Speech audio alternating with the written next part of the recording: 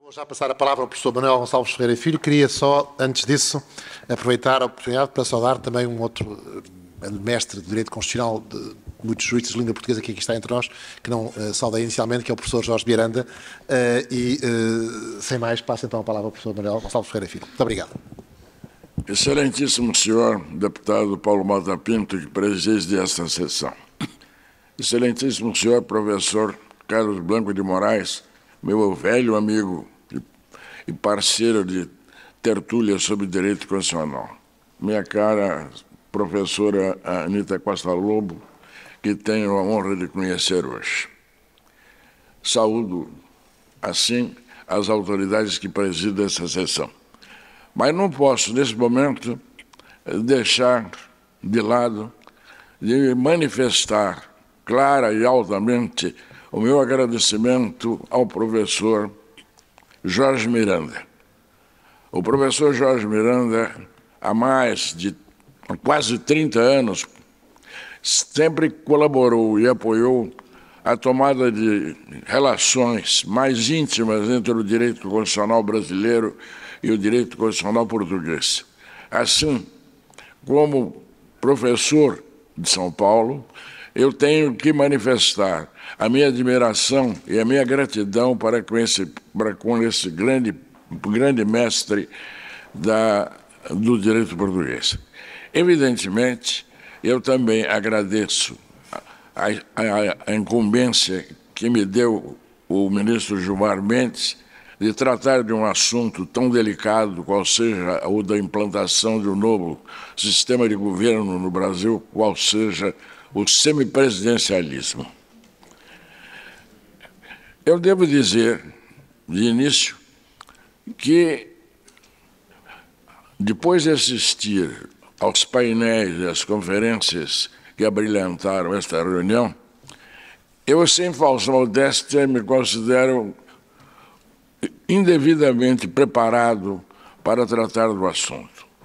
Eu, que aprendi direito constitucional há mais de meio século atrás, dá para se perceber pela cor dos meus cabelos, estava acostumado a tratar de mudanças no plano do direito constitucional. Não estava preparado para tratar de mutações no direito constitucional. E pelo que eu aprendi aqui em Lisboa, no dia de hoje, nós estamos nas proximidades de uma mutação, de uma mudança profunda, que seja radical, exatamente devido ao desenvolvimento da tecnologia e outras questões que se estudam hoje no plano das ciências sociais, sobre até o controle dos cérebros e a inteligência artificial.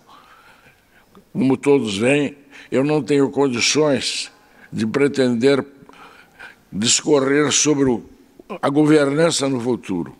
Posso apenas fazer algumas observações acerca da governança no passado. E a primeira delas é a de que, basicamente, nós somos governados em pleno século XXI por instituições que nasceram no século XVIII. Com efeito, o século XVIII, com o constitucionalismo, é ainda o padrão fundamental da organização política dos países ditos democráticos. Vejam que o constitucionalismo, por assim dizer, nasce de duas declarações de direitos. A Declaração de Direitos dos Estados Unidos, a Declaração de Direitos francesa de 1789. Ambas sofreram mudanças nesses séculos que nos separam do século XVIII. Mas mudanças que levaram à extensão das liberdades públicas aos direitos sociais, aos direitos de terceira geração, os direitos de quarta geração. Mas nós continuamos vendo no Estado o defensor dos direitos fundamentais. Nós temos ainda, ao lado disso, a mesma estrutura básica da governança, qual seja a separação dos poderes extraída da obra clássica de Montesquieu, O Espírito das Leis. As relações entre os poderes mudaram, e esse é um ponto importante para o assunto que vai ser tratado aqui. Mas nós ainda temos nas constituições consagrada a separação dos poderes. Cláusula, aliás, intangível na Constituição brasileira de 1988. Claro, nós tivemos mudanças profundas que até podem ser consideradas como mutações, no sentido em que eu dou ao termo. A governança no século XVIII era prevista como a governança representativa, era o governo representativo, ou como os americanos chamavam de república, que se pretendia implantar. Não se pretendia a democracia. Isto é claro e patente para quem consulta os autores da época, os autores que mais importância tiveram na formação do constitucionalismo. Rousseau escreve com todas as letras que se houvesse um governo de deuses, ele se governaria democraticamente. Montesquieu acredita que as deliberações políticas seriam fixadas através do contato pessoal e direto entre os representantes do povo, que seriam escolhidos simplesmente pelo seu destaque na comunidade em que viviam. Ele nem sequer enfatiza o problema das eleições. É claro que esse governo representativo evoluiu tornando-se uma democracia, tanto que usualmente nós falamos de democracia representativa, porque nós vemos a democracia realizada pelo governo exercido, concreta e diretamente, por representantes eleitos do povo.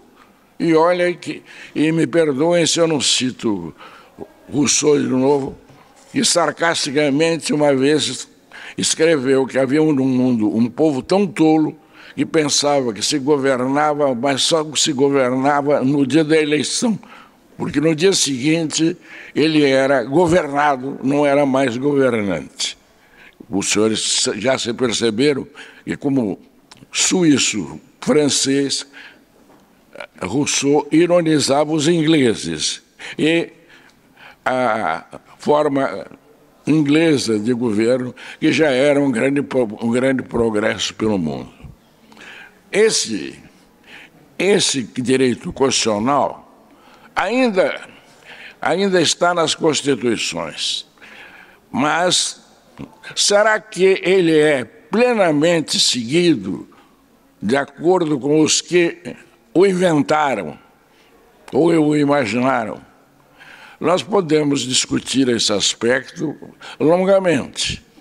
Vejam que esse sistema do século XVIII era tipicamente um sistema montado para realizar um papel: assegurar a segurança, desculpem a repetição, para o Estado e os habitantes do Estado.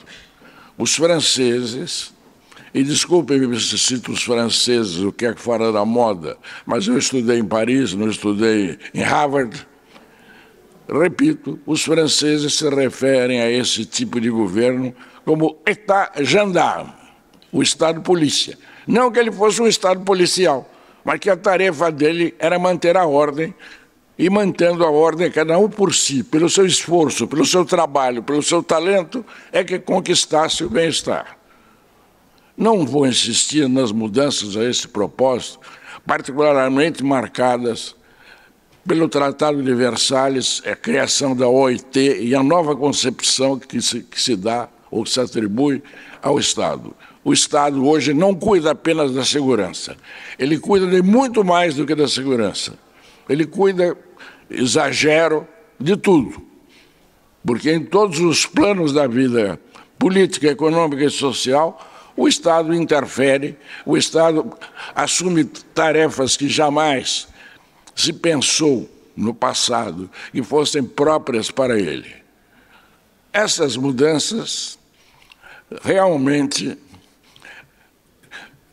ocorreram e, sem dúvida, trouxeram benefícios para a humanidade.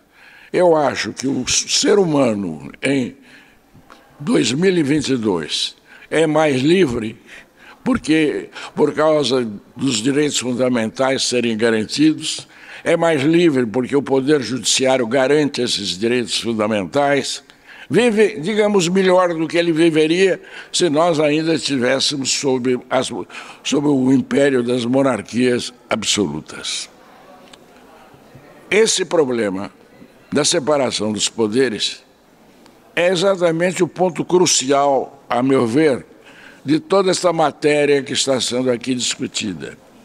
Porque, realmente, o Estado contemporâneo não é um Estado que apenas se incumbe de manter a ordem para que cada um cuide da própria vida. Ao contrário, é um Estado que precisa intervir no domínio econômico e social para cumprir a sua tarefa de assegurar a todos um mínimo de bem-estar. Para assegurar esse mínimo de bem-estar, porém, é necessária, inexoravelmente, a colaboração entre legislativo e executivo. O legislativo, como foi lembrado em palestra anterior, é que faz a lei. No meu tempo, se citava Jean-Jacques Rousseau, a lei expressão da vontade geral. Hoje, se flexibiliza o conceito de lei, não sei se para melhorá-lo ou para piorá-lo, mas o fato é que ocorre realmente. Essa coordenação é uma coordenação extremamente difícil nos estados regidos pelo chamado sistema presidencialista.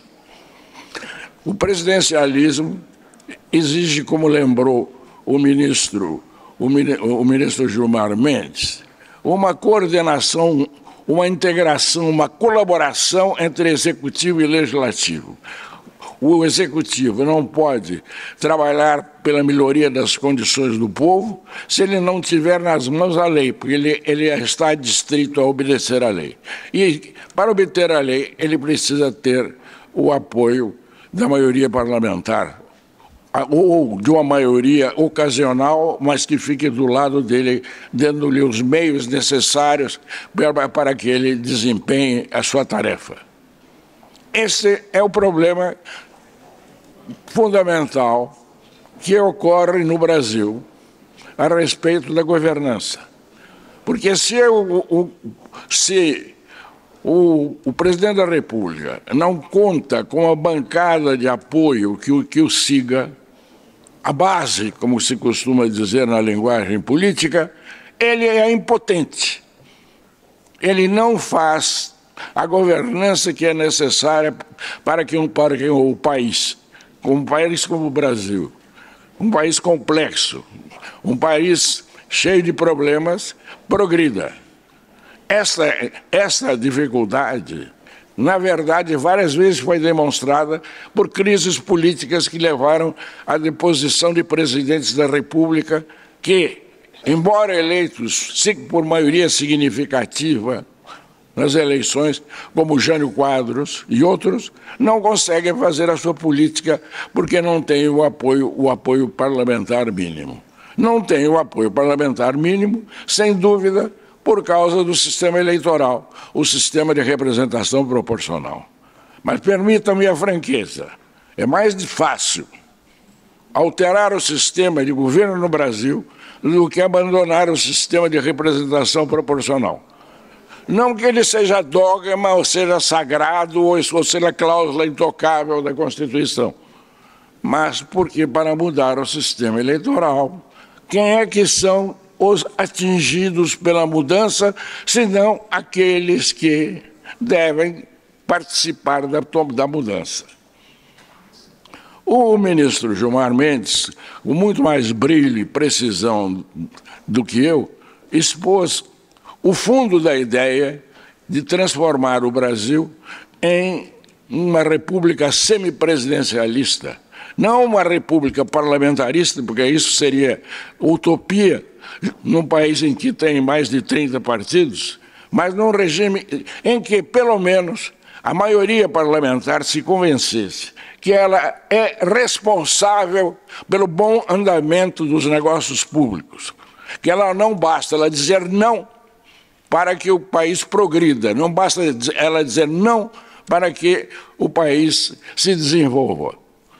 Uma maneira que se pensa de fazer com que o Congresso Nacional tenha a percepção de sua responsabilidade para com o bem-estar da nação é exatamente esta.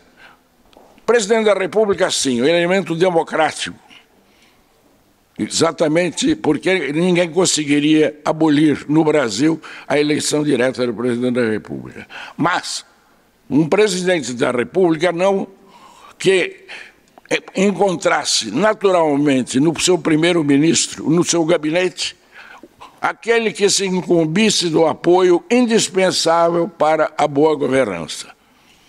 Este me parece o ponto-chave de tudo. Poderia eu completar uma observação que qualquer conhecedor da história do Brasil ou da história dos países da América Latina sabe.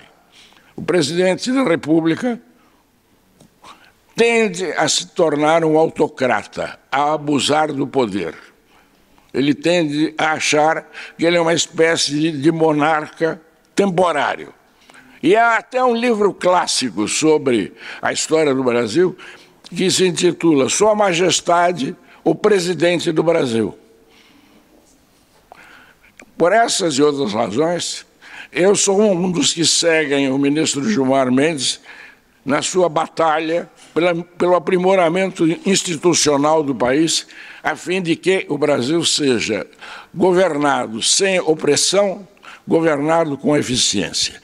Desculpem-me se me excedi no tempo ou na ênfase da palestra, mas essa é a minha sincera contribuição para esse debate que se trava no Brasil atualmente. Muito obrigado.